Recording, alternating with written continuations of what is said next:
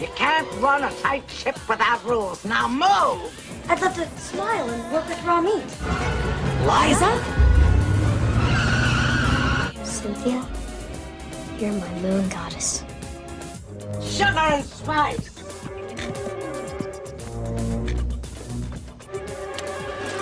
Let's kick some ass. Forgot to put on a happy face. Sweet or dry? Just a little bit of both. PMS City, man. TV rots your brains. Don't you have any pride? No.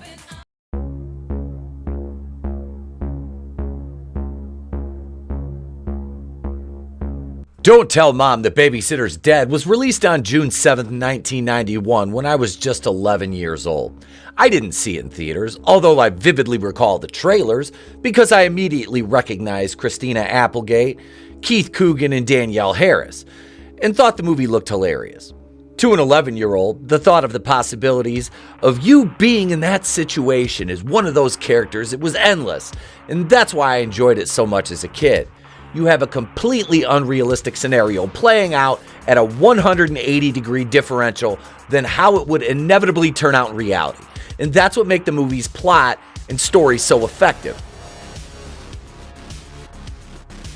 To remake that now, under the scope of the modern lens, and not only that, but to up the ante from a relatively family-friendly PG-13 to an R rating will undoubtedly affect the overall appeal and financial returns of yet another remake for the vaunted modern audience. You know, the audience that these executives count on viewing their otherwise intolerable propaganda that's thinly veiled as entertainment.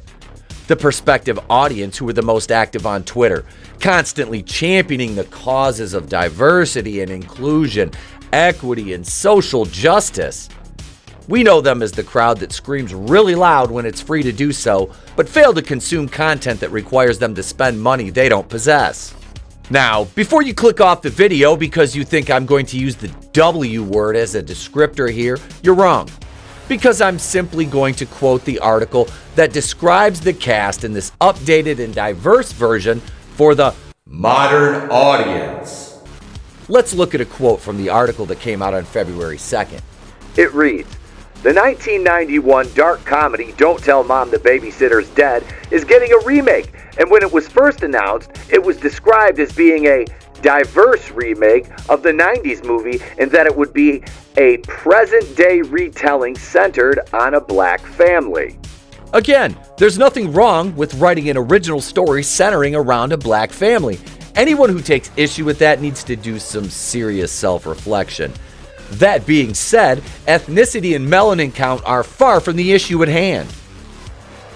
The problem lies within the first paragraph's description of the casting choices for a pre-established film's characters, and in stating this is a diverse remake, they've already alienated an existing audience, therefore sacrificing an almost guaranteed return on investment. I'm not touting the ardence of the Don't Tell Mom the Babysitter's Dead fan base and drawing comparisons to the fans of, we'll say, the original Star Wars trilogy, or even the old EU for that matter. But what I am doing is drawing a baseline comparison of this remake to what we've become accustomed to seeing over the past 20 years. Remakes, reboots, and reimaginings of our favorites that have been bastardized by clueless Hollywood executives to appease BlackRock and gain that higher ESG score. The next paragraph is much the same, as we learn who some of the creatives involved behind the camera are. The last we heard, Billy Woodruff, Beauty Shop, Yellow Jackets, was attached to direct the film from a script written by Chuck Hayward, Dear White People, WandaVision. It was also reported that the new film will be as funny and outrageous as the original, but also smart and connected to the world today.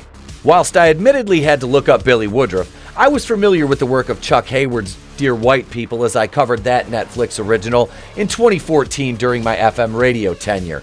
And if you're not clued into what Dear White People is, just go watch the original trailer on YouTube. Again, they feel compelled to tell us that it was also reported that the new film will be as funny and outrageous as the original, but also smart and connected to the world today.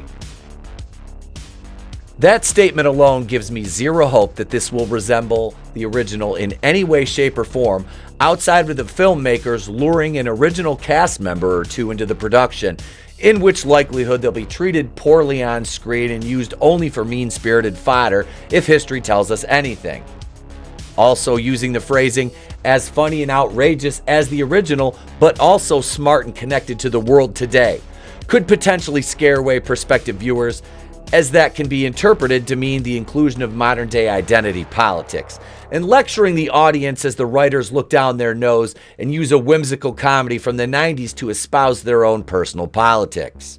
You can call me crazy for hypothesizing in such a manner, but when you look at Hollywood's track record, history is on my side. My next issue is taking this movie and making it rated R, as the paragraph on the screen reads.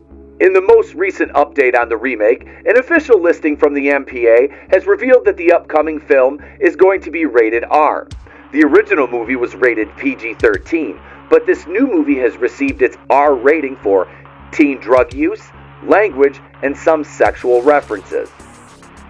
I don't see any issue with putting any of the above listed things in your movie, but I would advise against it if you believe that it's going to alienate audience members and discourage them from viewing your movie.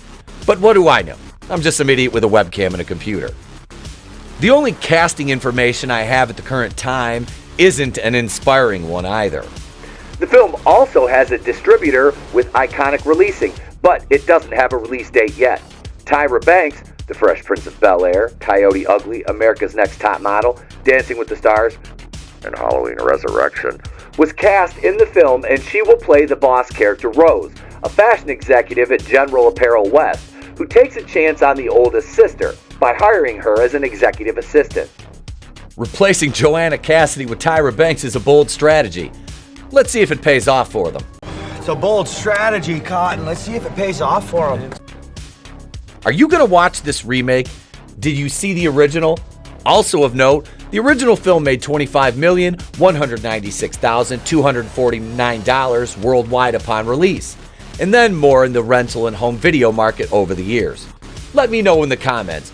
Do all the YouTube things, and please consider joining as a channel member. It's affordable and fun, and if not, that's cool. Just enjoy the content. I'm Etep of the Place to Be Reviews. I've been here with all of yous. If I don't see ya, have a great day, a pleasant tomorrow, and I'll catch you on the next one.